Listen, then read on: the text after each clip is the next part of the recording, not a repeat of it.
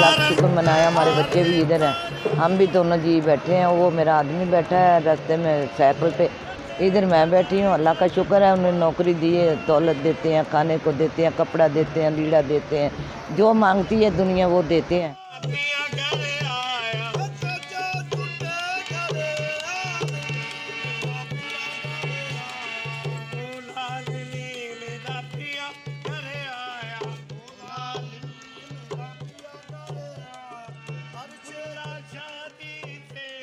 हिंदुस्तान से जो ना वो भी लोग इधर बाबा बुल्ले शाह के यहाँ आते हैं, और कराची से पंजाब पूरे से आते हैं।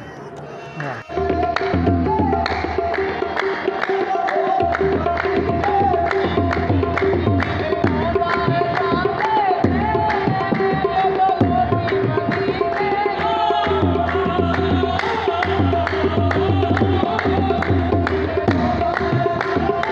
बाबे बुल्ले शाह का वसीला ते सदका ते साडे पीर मुर्शिद पीर जमात अली शाह का वसीला करके सानू अल्लाह ने खैर पावनी है। इन्हां वाला वसीला ही अल्लाह ने बनाया।